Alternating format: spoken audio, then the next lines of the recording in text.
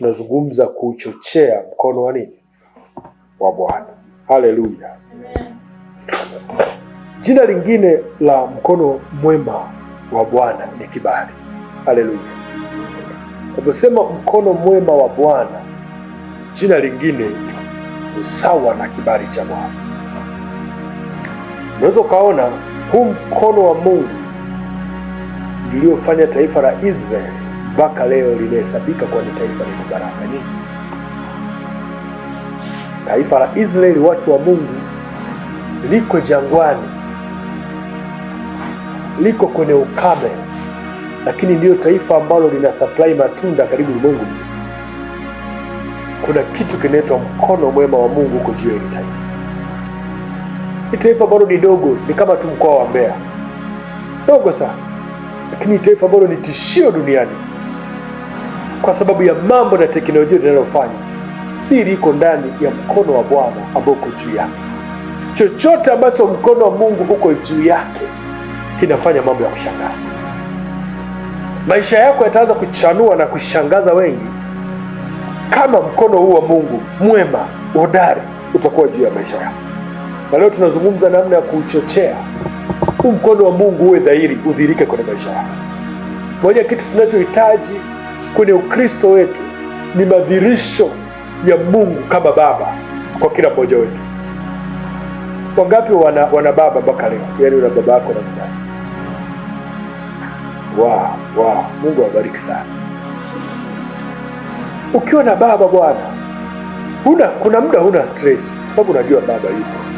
Hata kama hana uwezo sana wa kukupa unachotaka kwa wakati, lakini maadamu tu na baba, kuna namna ujasiri unakuwa nao hata kupiga simu akutie moyo, sababu unajua kuna kitu kitatoka kwake. Neno baba maana yake ni chanzo. Baba kama baba, furaha yake ni kuona anatimiza kila kitu kwenye maisha yako. Moja kitu tujajua kama kanisa ni kwamba sisi ni watoto wa Mungu. Amen. Yohana 1:12 inadhihirisha hilo. Nasema tulifanyika kuwa watoto wa Mungu. Sasa Mungu kufanyika sisi watoto wake, moja ya kitu anachokifanya ni kutuweka kwenye kiganja chake. Anatuchora kwenye kiganja chake. Tunapookoka tu tunaingia kwenye anwani ya mbinguni ya kuchorwa kwenye mkono wa Mungu. Nataka nikwambie, kama unamwamini Mungu, ndio upo kwenye mkono wake. Amekuchora kwenye mkono wake. Anayatambua maisha yako kwa uthamani zaidi kuliko wewe unavyotambua. Nataka nikwambie, moja kitu hatujajua na adui ametupiga upofu, hatujioni vile Mungu anatuona. Sema kujiona vile Mungu ananiona. Kujiona vile Mungu anakuona ndio inaitwa imani. Bwana sifiwe sana. Yaani ukifanikiwa kujiona vile Mungu anavyokutazama na kukuona, ndio imani yenyewe inayoleta matokeo ya chochote. Matokeo chochote kwenye maisha ya mtu yanabebwa na kitu kinaitwa imani. Na imani ni mafanikio ya mtu kwanza kujitazama vile Mungu anamtazama. Kuingia kwenye mawazo ya Mungu, kwanza kujiona vile Mungu anakuona. Kuna namna Mungu anakuona leo, sio vile unajiona. Ukifanikiwa kujiona Mungu anapokuona, umetoboa. Kinachotuchelewesha ni hatujioni vile Mungu anatuona. Mungu akusaidie leo ujione vile anakuona katika jina la Yesu. Kuna mkono mwema wa Mungu kwa kila mwamini. Huu mkono mwema ndio uliowapa upendeleo wana Israeli na kuwatoa utumwani.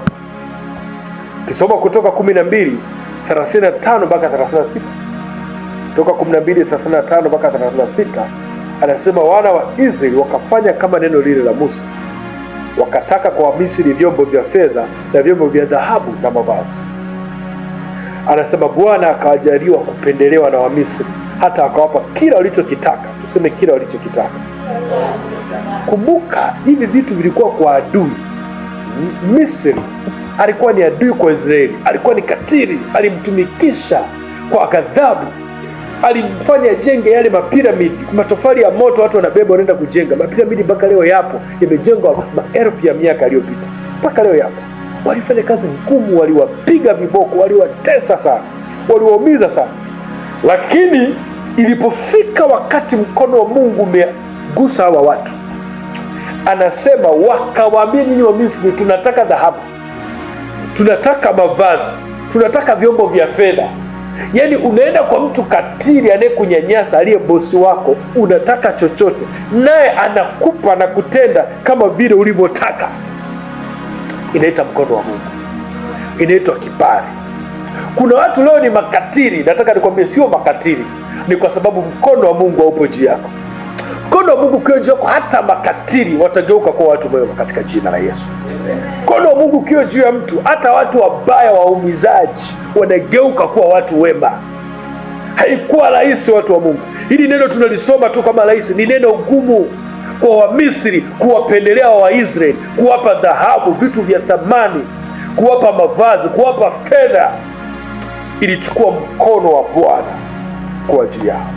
Anasema Bwana akawajaliwa kupendelewa. Ninakuombea kwa jina la Yesu, ujaliwe kupendelewa katika jina la Yesu.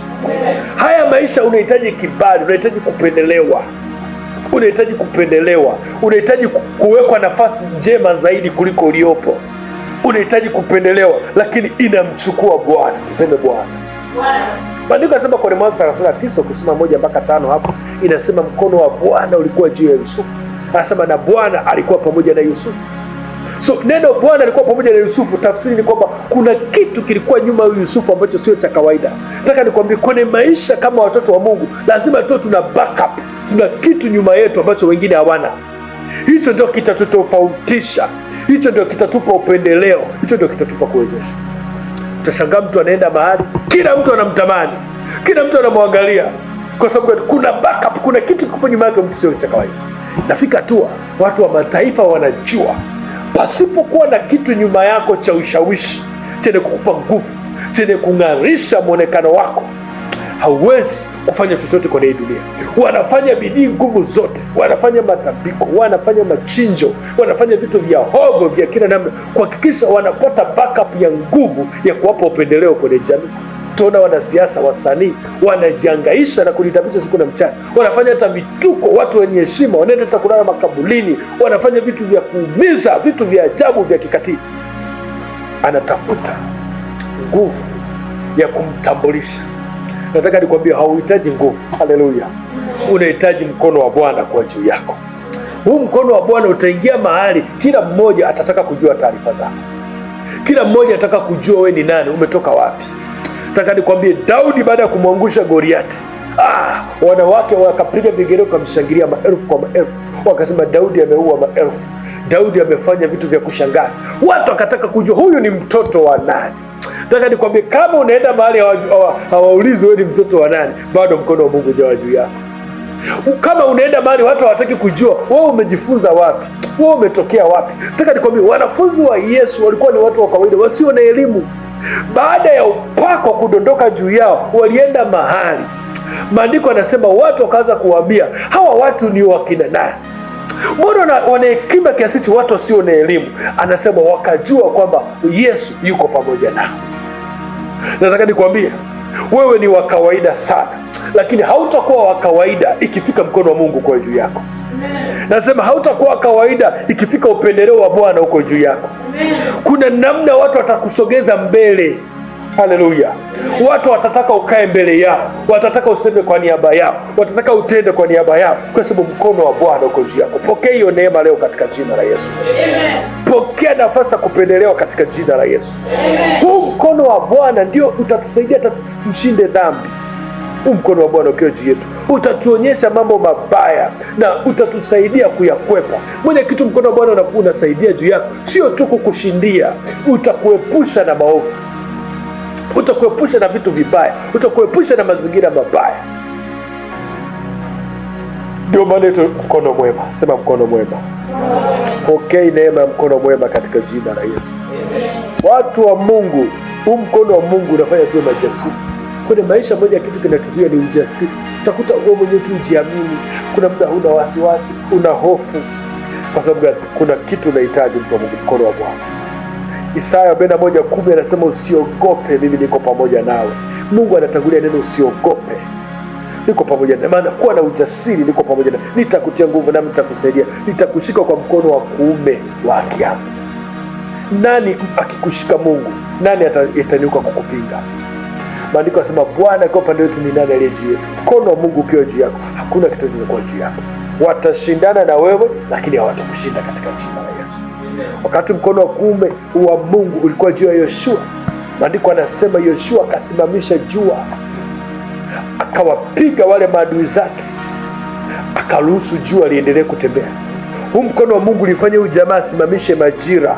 Kuna majira mabaya unakuta unapitia. Nataka nikwambia, mkono wa Mungu ukiwa juu yako, unaweza ukaomba ukasema kwamba haya majira mabaya, huu pepo ambao unavuma kuelekea maisha yangu, ninausimamisha kwa jina la Yesu. Ghafla utashangaa dhoruba inayokuzuia inakuachia. Haleluya, haleluya. Inachukua mkono wa Mungu kusimamisha dhoruba. Sema, inachukua mkono wa Mungu kusimamisha dhoruba. Maandiko yanatuambia nini? Yesu kuna muda aliwaambia wanafunzi wake, vuka ng'ambo ya pili. Anasema wakati wanavuka, dhoruba ikaingia kwenye bahari, wakaogopa, naye amelala tu usingizi. Alichojua aliwaambia tuvuke ng'ambo ya pili. Wakati upepo unataka kuangamiza, akasimama akatuliza bahari, akaikemea. Kuna upako wa kukemea mawimbi mabaya unakuja juu yako, mkono wa Mungu unapokuwa pamoja na wewe. Nataka nikwambie, hawa wanafunzi walishindwa kwa sababu hawakutambua wako na mkono wa Mungu. Yaani Yesu kuwa kwenye chombo, yaani mkono wa Mungu ulikuwa tayari uko juu yao, hawakujua kuutumia. Ndio maana nakwambia hivi, hamna hata imani hata kidogo jamani mpaka leo. Lakini aliposimama mwanaume akaiambia bahari nyamaza, na bahari katii. Mkono wa Mungu unapokuwa juu yako, mambo mabaya yataanza kukutii, yatakuogopa. Pokea hiyo neema katika jina la Yesu. Amen. Vitu vibaya vitakusikia na vitakukimbia, vitaenda mbali na wewe. Anasema wataingia kwa njia moja, watakimbia kwa njia saba. Kwa sababu gani? Mkono wa Mungu uko juu yako. Wow. Huu mkono wa Mungu ukiwa juu yako unakuwezesha kutenda mambo makuu. Sema mambo makuu. Watu wa Mungu, lazima tutende mambo makuu. Lazima tujenge kanisa hapa viwango, hata kama ni padogo, tuweke ubora, viwango, mambo makuu. Kila mmoja ajue Yesu yupo hapa. Haleluya. Zaburi ya 118:16 inasema mkono wa kuume wa Bwana umeinuliwa, mkono wa kuume wa Bwana umetenda mambo makuu. Kuna mambo makuu tunahitaji, mama Neema. Bwana asifiwe sana. Kuna namna unafanya vitu vinatendeka kiukuu, mambo makuu. Huu mkono wa Mungu utakusaidia kutenda mambo makuu. Pokea hiyo neema katika jina la Yesu. Amen. Mungu anipe watu ambao wataanza kutenda mambo makuu, mambo makuu, mambo ambayo yanatikisa jamii. Mtu amekufa, unaweka mkono, anafufuka. Haleluya. Kitoto kinaumbwa, kinakata, kina degedege, kina nini, unasema kwa jina la Yesu pokea uzima. Ghafla anapokea uzima. Inaitwa mambo makuu. Inawezekana katika jina la Yesu. Mungu akutumie wewe katika jina la Yesu Kristo. Amen. Nasema mwaka huu utatenda mambo makuu kwa mkono wa Bwana katika jina la Yesu. Amen. Huu mkono wa Mungu ni wa ajabu sana. Ndio maana Petro wa kwanza 5:6 anasema nyenyekeeni chini ya mkono wa Mungu wenye nguvu, ili wakweze kwa wakati wake. Huu mkono wa Mungu upo kwa wanaojua kunyenyekea. Tukinyenyekea kwa mkono wa Mungu, utainuka juu yako. So moja ya njia ya kuchochea mkono wa Mungu ni kunyenyekea tu chini yake. Bwana asifiwe sana. Kunyenyekea chini yake. Unanyenyekeaje chini ya mkono wa Mungu? Inachukua kuutambua. Haleluya, haleluya. Bwana asifiwe, Bwana asifiwe.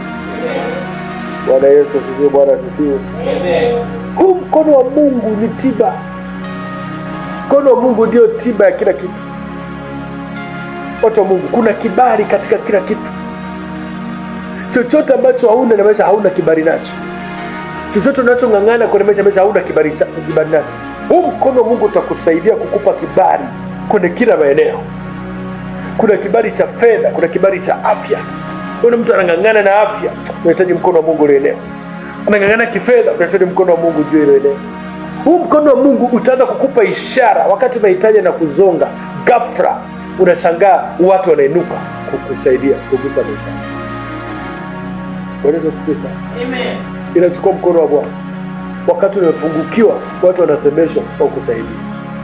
Haleluya, haleluya.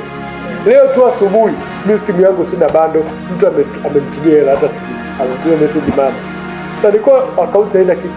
Sasa nimetuma hela kidogo kwa baba, nitafuta online hajanipata, na nilikuwa sina. Bwana Yesu asifiwe sana. Mtu kugusa kukupa wewe kitu sio kawaida, inachukua mkono wa Mungu. Bwana Yesu asifiwe sana. Mtu kukutendea wema, huwezi kutendea tu wema kwa kujisikia.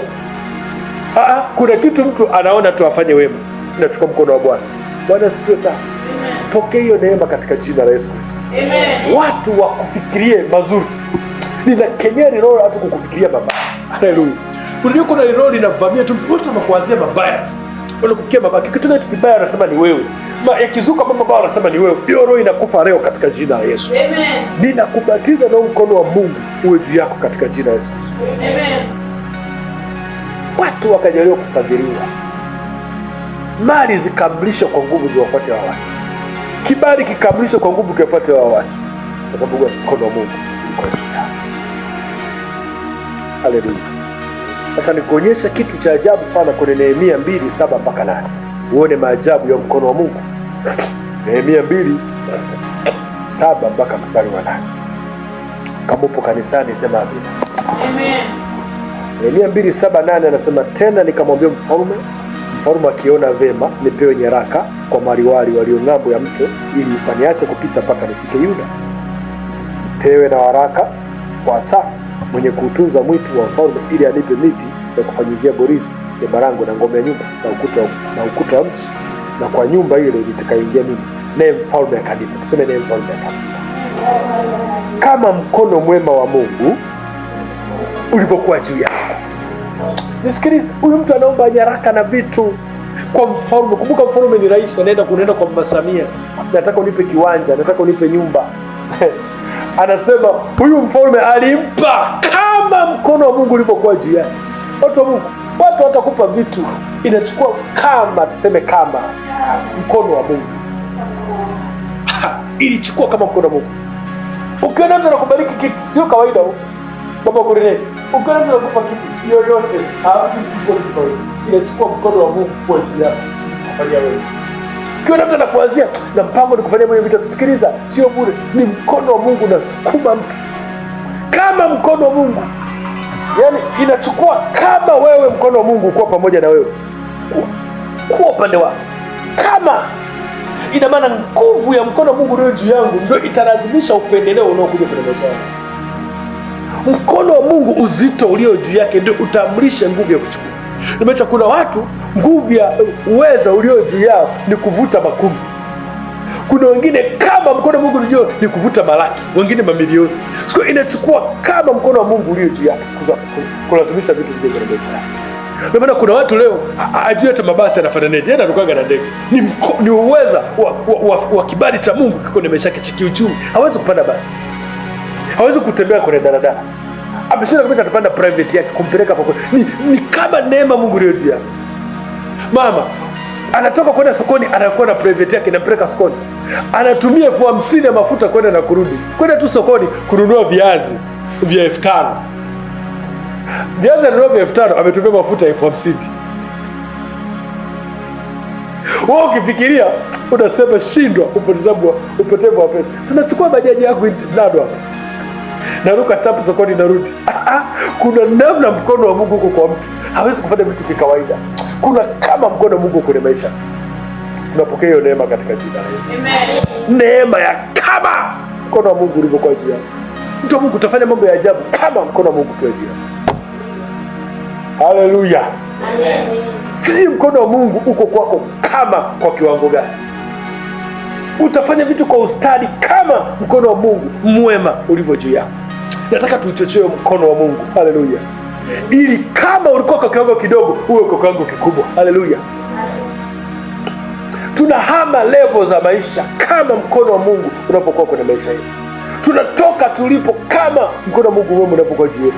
Tutashawishi wengi wamfuate Kristo kama mkono wa Mungu unapokuwa juu yetu. Maandiko yanasema walisimama kanisa la Matendo ya Mitume. Nasema kwa siku moja watu 3,000 wakaongezeka, wakaamini Mungu kama mkono wa Mungu ulivyokuwa juu yao, wakamrisha watu wengi wakafuata Kristo. Hakukuwa na speaker, leo tusilamike vyombo. Hakukuwa na mic. kulikuwa na mkono wa Mungu juu yao. Haleluya! Haitachukua uzuri wa namna tulivyo, itachukua mkono wa Mungu ulio juu yetu kufanya mambo ya kutisha. Haleluya! Hapata tosha mahali hapa, mkono wa Mungu unakuja juu yetu. Bwana Yesu asifiwe sana. Mambo makubwa tutayatenda na watu wengi watamkiri na kunyenyekea kwa Kristo katika jina la Yesu. Anasema kila goti litapiga. Natangaza kwa jina la Yesu, kila goti likuinamia wewe katika jina la Yesu. Amen. Sema napokea neema katika jina la Yesu. Napokea neema katika jina la Yesu. Sema napokea mkono wa Bwana katika jina la Yesu. Napokea mkono wa Bwana katika jina. Mkono wenye nguvu katika jina la Yesu. Mkono wenye nguvu katika jina la Yesu. Ai, Nehemia akajariwa kwa mfalme kama mkono wa Mungu ulivyokuwa juu yake. Mfalme akaamrishwa.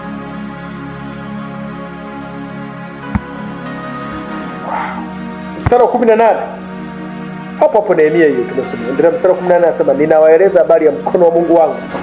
Akaanza kushuhudia sasa. Ninawaeleza habari ya mkono wa Mungu wangu ulivyokuwa mwema juu yangu, pia na maneno ya mfalme aliyoniambia. Nao wakasema haya, tuondoke tukajenge. Basi wakaitia nguvu mikono yao, nguvu ya kazi hiyo njema. Akawaambia niwaambie habari za mkono wa Mungu wangu kama. Wow. Pokea hiyo neema ya mkono wa Bwana. Nehemia alijua bila mkono wa Bwana sitatoboa. Alijua ilichukua mkono wa Bwana. Matendo 11:21 anasema na mkono wa Bwana ulikuwa pamoja nao na watu wengi wakaamini. Unataka nguvu ya watu wengi? Maisha ni kwenye watu wengi. Bwana sifiwe sana. Unafanya biashara, unahitaji watu wengi kutoka. Yaani siku umefungua tu vitu vyote vimeuzika, ndio kuchukua mzigo mwingi. Unahitaji watu wengi. Nguvu ya maisha ni watu wengi. Hata neno linasema utukufu wa mfalme ni wingi wa watu wake. So ukisema huu ni ufalme, una watu kiasi gani? Una mali kiasi gani? Utahitaji ufalme uko 100. Hamna kitu. Ukisikia ufalme ni wana nguvu ya fedha, wana nguvu ya watu, au wanajenga ufalme wao. Ukisikia mtu anajenga ufalme ni kwamba ana nguvu ya watu, ana nguvu ya eneo, ana nguvu ya mali.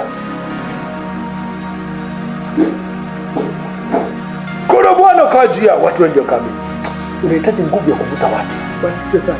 Acha kusema unajua mimi napenda kuwa peke yangu. Sikiliza, utakufa maskini. Unajua mimi sipendagi kujichanganya na watu. Yaani nataka tu niwe mwenyewe. Nisikilize, utakaa mwenyewe. Maisha yanataka watu. Unahitaji watu wengi, sio wengi tu wa kawaida, wema waliobeba baraka kwenye maisha yako. Yesu mwenyewe pamoja na kwamba ni Mungu amezaliwa, Mungu akalazimisha mamajusi waje. Anasema walibeba nini? Walibeba manemane, walibeba uvumba, wakampelekea mtoto Yesu. Ile inaonyesha nguvu ya ufalme, nguvu ya kibali, nguvu ya kwamba mkono wa Mungu ulikuwa juu ya mtoto. Watu wamelazimishwa, wapagani, mamajusi, wasoma nyota, wakaenda wamebeba vitu vizuri, wakampelekea mtoto. Waliomba tena amezaliwa kwenye pori, wakalazimika kumtafuta kwa bidii, kwa kufuata nyota, kwa sababu walikuwa wasoma nyota. Wameona utukufu wa Mungu umeonekana angani, kwa hiyo kuna kitu kikubwa kimezaliwa, twende tufuate. Wakatafiti kwa bidii kwenda. Mtoto anazaliwa, taarifa zikafika Ikulu. Herode akapata taarifa, kuna mtu gwiji ameshuka duniani. Nipelelezeni, nataka kumuua mtoto Yesu. Nipelelezeni nani amezaliwa. Nataka nikwambie, habari zako lazima zitikise. Kumbuka ni mtoto wa kawaida. Kazaliwa Yusufu na Mariamu, ni watu wa kawaida. Umesikia Yusufu na Mariamu walikuwa matajiri? Walikuwa watu duni wa kawaida, lakini walikuwa na kitu chini, mkono wa Mungu ulikuwa juu yao. Maisha yao kabadilika. So hata kama walikuwa nagonga maisha siku ile, hali ni mbaya, baraka za Yesu zilibadilisha maisha yao. Haleluya, haleluya. Ndio. Mkono mwema utavuta watu kwenye maisha yao. Pokea neema watu wazuri katika jina la Yesu. Ninawafukuza watu wabaya kwenye maisha yako katika jina la Yesu Kristo. Utavutia watu wema watakubariki katika jina la Yesu Kristo. Utavutia watu wema waliobeba baraka zako katika jina la Yesu Kristo. Ndio. Sasa watu wengi wakaamini. Watu wanazidi kukuamini. Unahitaji ushawishi. Tuseme ushawishi. Ushawishi ni nguvu ya kuvutia. Ndio. Achana na waganga matapeli wanabandika vibao kwenye nguzo. Dawa ya mvuto. Dawa ya nini? Au ni matapeli. Upo mvuto ambao uko kwenye mkono wa Bwana. Haleluya. Kuvutia vitu vyema. Huwezi kushawishi kama una nguvu ya kuvuta. Wakavutia vyema. So hata wa Misri tumesoma ule mstari wakaanza kuwapendelea wana wa Israeli. Kwa sababu walishangaa tu watu waliokuwa watumwa wao wanaanza kuwavutia kwa neno. Mtu anaenda kuvunja kibubu chake, anachukua dhahabu, anampa ili kuvutia. Kwa sababu ya mkono wa Bwana ulikuwa juu. Haleluya. Nataka niwaambie Yesu mwenyewe anaongea kwa nguvu sana na kwa ujasiri kabisa, akijua kabisa kitu kikiwa kwenye mkono wa Mungu akiwezi kupotea. Nataka nikwambie, kama sitakusukuma kama mchungaji kukupeleka karibu na mkono wa Mungu, utanyang'anywa, utaharibiwa. Yesu mwenyewe anasema kwa Yohana 10:28-29, anasema wala hakuna awezaye kuwanyakua katika mkono wangu, wala hakuna awezaye kuwanyakua katika mkono wa Baba. Unaweza sikia sana. Yesu alijua ukiwa kuna mkono wa Baba hakuna anaweza kukunyakua. Kwa nini leo umekaa kwenye baraka kesho zioni? Kwa sababu gani? Kuna namna unakaa mahali pa kuinuka kwako, kuna majitu yanakuja yananyakua vile vitu vyote, yananyakua ule uwezo wa Mungu unaokuwa juu yako. Lakini ukikaa kwenye mkono mwema wa Bwana, anasema hakutakuwa na kunyakua. Haleluya. Kazi ya ibilisi ni kupanda magugu kwenye kila baraka ya Mungu kwenye maisha yako, lakini mkono wa Mungu unapokuwa juu yako, yale magugu yanaondolewa. Haleluya. Nasema hakuna kitu kitanyakua baraka zako katika jina la Yesu. Amen. Hakuna kitu kitanyakua uwezo wa Mungu juu yako katika jina la Yesu. Amen. Sasa tunachocheaje huu mkono wa Mungu? Namna ya kuchochea, namba moja na kubwa, ni mahusiano na Mungu. Tuseme mahusiano na Mungu, sababu Mungu ndio mtu wa kibali. Haleluya. Mahusiano na Mungu, watu wa Mungu, uhusiano na huyu Mungu. Tuache tu mahusiano ya duniani, watu wanahangaika, wanataka kuoana, nini, wanapigana simu kila siku, hawalali usiku kucha. Ni kuongea mahusiano. Tuache hayo mahusiano. Yapo mahusiano bora na Mungu, kuongea na Mungu mara kwa mara. Namna utahusiana na baba yako itaongea mkono wa Mungu uko kwenye maisha yako. Haleluya.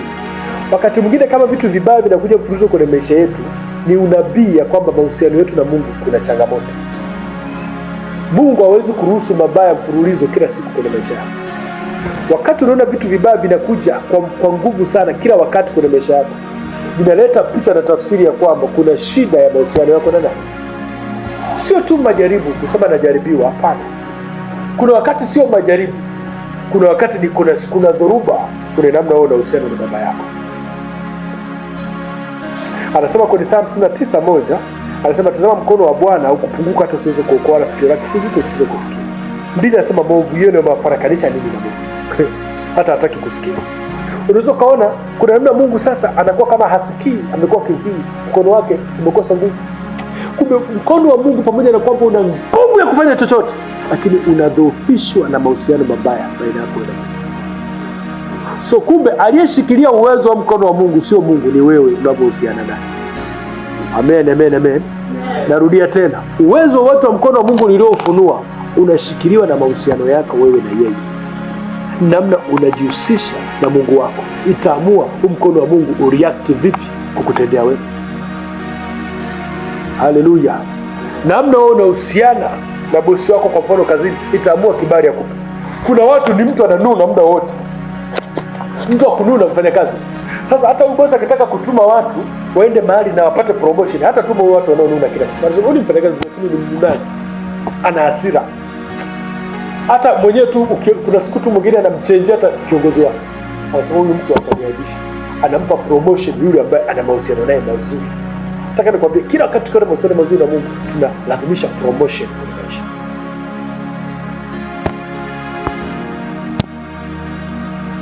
Danieli 11:12.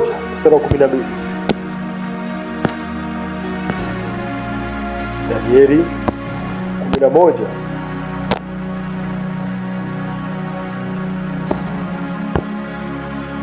11 mstari wa 32, sio 12:32.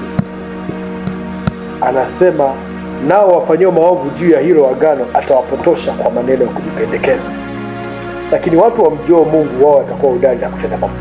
Bwana siku sana niliokuonyesha namna mkono wa Mungu unakusaidia kutenda mambo yako, lakini inachukua kumjua Mungu. Sasa unamjuaje mtu ambaye uhusiani naye? Halo, unaanza kumjua mtu ambaye unafanya nini? Unahusiana naye. Unaanza kumjua nini hataki, nini anataka. Moja kwenye mahusiano changamoto kubwa hata kwenye ndoa, mlioolewa au kuoa, mtakuwa mashahidi wangu hapa, ni kumjua mtu. Ndio inakuwa vita kubwa, kumjua mtu anapenda nini, akikasirika anakuaje, anapenda kula nini.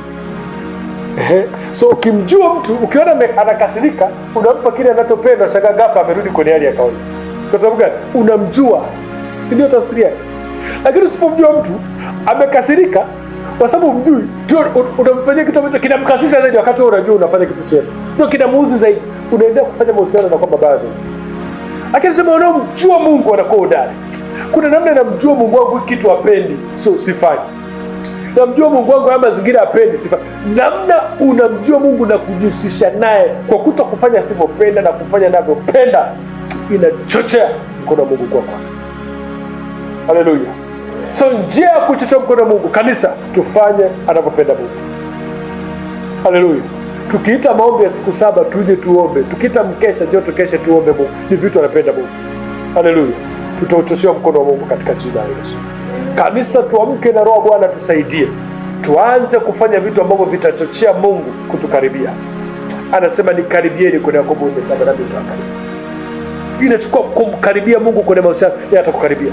Ndio anasema sasa mpingeni shetani. Kwa mamlaka kumpinga shetani, sana Yakobo 4:7 ipo ndani ya kumkaribia, kujihusisha na Mungu. Namna tunajihusisha naye ndio tunapata mamlaka ya kuzuia ibilisi na kazi zake. Ibilisi anapata nguvu kwenye maisha yetu kama tutashindwa kumkaribia huyu Bwana na Bwana. Pokea hiyo neema katika jina la Yesu. Amen. Kumkaribia kutasababisha macho yafunguke. Unaanza kuona maono, mtu wa Mungu. Utaanza kuota ndoto za kiroho. Utaanza kujua vitu vilivyositirika. Kwa sababu gani? Mungu amekukaribia. Unapokea hiyo neema leo. Haleluya. Hautapata mabaya. Utaona waziwazi mabaya kabla hajaja na utayakwepa katika jina la Yesu. Haleluya. Cha mwisho, ili tusitie mkono wa Mungu, panda mema. Sema panda wema. Nataka nikwambie moja kitu kinasukuma mkono wa Mungu kwenye maisha yako ni kupanda. Panda wema. Jifunze kupanda vitu vizuri. Galatia 6:7 inatueleza wazi, apandacho mtu kitu ndicho tutafanya nini? Tutakachovuna. Watu wa Mungu, unapanda nini kwenye maisha yako? Sidanganyike, Mungu adhihakiwi. Apandacho mtu ndicho tutakachovuna. Jifunze kupanda wema, utavuna wema. Huku kuvuna sio tu kuvuna, ni kuna kitu kimesababisha haya mavuno yatoke, kinaitwa mkono wa Bwana. Ili Mungu ahusike na maisha yako. Tena anasema adhihakiwi. Yaani Mungu sio mjinga kwamba wewe mbaya halafu yakutokee mambo mema. Haleluya. Adhihakiwi. Vile unapanda ndio unavuna. Tujifunze kupanda wema kwenye maisha ya watu, tutavuna baraka. Haleluya. Tutavuna wema katika jina la Yesu. Panda maneno mazuri, semea watu maneno mazuri, watu watakusemea maneno mazuri. Wape watu vitu ambavyo hawana kama viko kwenye uwezo wako. Itachochea mkono wa Mungu kwenye maisha yako. Kuna majira ya kupanda na majira ya kuvuna. Tuseme kuna majira ya kupanda na majira ya kuvuna. Uwezo ukakwepa kupanda na utarajia kuvuna, mtu wa Mungu. Haleluya. Wengi ni wavivu sana kwenye kupanda, ila ni wazuri kusubiri mavuno. Kwa maana ukitaka uishi maisha magumu, ishi maisha ya kuomba vitu vya watu. Ni magumu kwa sababu usinataka kuvuna. Mtu kukupa kitu unajua ni kuvuna. Akupe kwa kibali kwa sababu amesikia kubariki. Lakini wewe kaa tu asubuhi mpaka jioni. Pigie huyu nataka kitu fulani, pigie mwingine nataka. Hapo unataka sikuvuna. Ndio tafsiri yake. Si una phone book na watu wengi, anza kupigia simu kwa simu. Utapigia watu 20, utabadilika sasa mmoja ndiye hata kukuletea kitu. Na penye kwa kumshawishi sana, inawezekana utatumia hata udanganyifu. Kwa sababu gani? Si unataka kuvuna. Nataka nikwambie, mara nyingi nimejifunza kwenye haya maisha. Hata kwenye uhitaji. Mahali ambapo umewaipanda wema, umewekeza wema, umeitendea wema ule. Akisikia na uhitaji wote, atareact haraka sana kukutatulia. Kwa sababu gani? Kuna namna ushafanya kitu kwenye maisha yako. Bwana asifiwe sana. Ndivyo ilivyo hata kwa Bwana wa majeshi. Ni namna gani umepanda wema, umebariki maisha wengine. Jifunze kuwapa watu wengine furaha. Jifunze kuwabariki watu wengine, maisha yako yatabariki. Usiwe na vya kwangu, cha kwangu mimi. Jiweke kwenye mazingira ya vya kwetu. Wape watu furaha. Haleluya. Unapopanda wema kwenye maisha wengine, Mungu hataacha kuachilia mkono wake kwenye maisha yako. Kila siku nahubiri hili na sitaacha kuhubiri. wewe kuwa majibu ya maisha ya watu. Unajua wewe unafanyika jibu. Haleluya. Umemwona mtu anatembea hana kiatu kimechanika, na unavyo viwili na unajua mgumu na fanani, unasema nakubariki vaa. Wewe umekuwa jibu kwa yule. Anapojisikia furaha na kwamba umefunika ile aibu, nataka nikwambie Mungu hataweka aibu kwa maisha.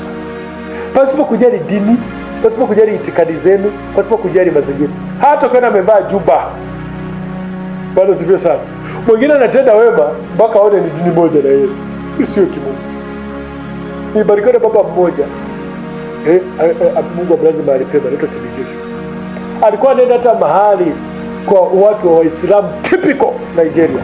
Anaenda anawekea transformer, anawapelekea mchele, anawapelekea, wanamuombea na Kiarabu hicho kitu, lakini anazidi kwa. Tena na hapo maiki wanabariki. Wanapiga Kiarabu hapo, wanapiga kaswida, wanapiga dini hiyo haibusu. Kikubwa ametenda wema, umemkopesha nini? Inapofika kuwabariki watu mama, unamsikia. Sio watu wa dini moja. Na mwingine tunashindana na baraka kwa sababu tunataka tuongelee watu ambao wanaendana na sisi. Kumbe kuna muda hata kama ukiona mtu amepiga kibandiko kichwani, ana hali mbaya, mgonge, unasikia kubali. Acha kusema hata nionaje, atasema nimempelekea vitu, atasema no. Tenda wema. Moyo wa wema unagusa hata mtu ambaye uko kinyume naye kiitikadi. Haleluya. Sema Bwana Yesu nisaidie. Nipande mema kwenye maisha yangu. Watu wa Mungu, huu mwaka kabla mwezi hujaisha, tafuta mtu mmoja kumfurahisha. Una pesa, una karaki mbili, tafuta 10,000. Sema Mungu nisaidie, niongoze. Umeomba ya maombi. Niongoze mtu wa kumbariki. Mungu niongoze mtu wa kumtendea wema. Ni maombi mazuri sana na Mungu anaungana nayo haraka sana. Ukitaka mbingu zikufungukie, anza kuomba vitu ambavyo viko kinyume kila siku. Wakati wengine wanaomba Mungu nisaidie, nipe. Wewe unasema Mungu umenipa hiki ndio. Najua sio vyako. Moja kitu ufunuo ambao unabidi upate mtu wa Mungu ni kwamba fedha na dhahabu ni mali ya Bwana. Chochote unachomiliki sio chako, kina mwenyewe.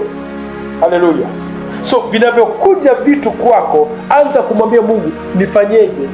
Nitendee watu. Mithali inatuambia nini? Anayekusanya anafanya nini? Atawala. Anayevitapanya anavikusanya. So kanuni ya kiroho ya kukusanya uweza wa Mungu kwenye maisha yako ni kutapanya. Nguvu zinavyotoka nyingi, utahitaji nyingi zaidi za kurikapa. Kama nguvu hazitoki, kama kitu hakitumiki, hakiwezi kujua namna gani kitahitaji kurikapa. Ndio maana maandiko yanasema kwa Yeremia, ulaaniwa upango sio mwaga damu. Yaani ambao ni buto ufanye kazi. Kitu ambacho hakitendi, hakitumiki, hakifanyi kazi. Mungu akusaidie mtu wa Mungu na atusaidie kama kanisa. Haleluya. Tutumie nguvu zetu wote tulionao kugusa maisha ya watu wengine. Mungu atatulipress. Tusijihurumie kwamba nitapoteza, sina. Kuna muda mwingine, kuna level watu hapo hata hana kitu lakini anatenda wema. Yaani level yake kutenda wema, akijiwekea agano, mimi kila mwezi nibariki watu kwa kiwango fulani. Hata kama hana, ile agano lake lazima atende. Hatendi tu kwa sababu anacho, hata kama hana.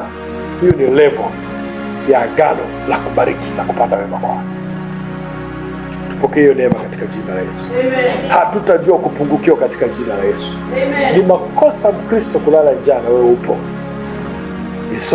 Nilikuwa naangalia clip moja, mtumishi mmoja Mungu anasema alipita sehemu moja barabarani. Kanisa limekaa ovyo, baya la aibu. Akauliza, hili kanisa ni la kina nani? Ni wakina nani? Wako barabarani, highway, mtaa wa maana. Lakini kanisa limekaa vibaya. Akasema ni kanisa fulani. Hapa penyewe wamenunua hapa na migogoro, pana shida, kanisa lenyewe aliishi. Akasema sio kipindi changu. Jamani tuporonet mchungaji. Akasema nitieni budget, deni gani limebaki kalipa.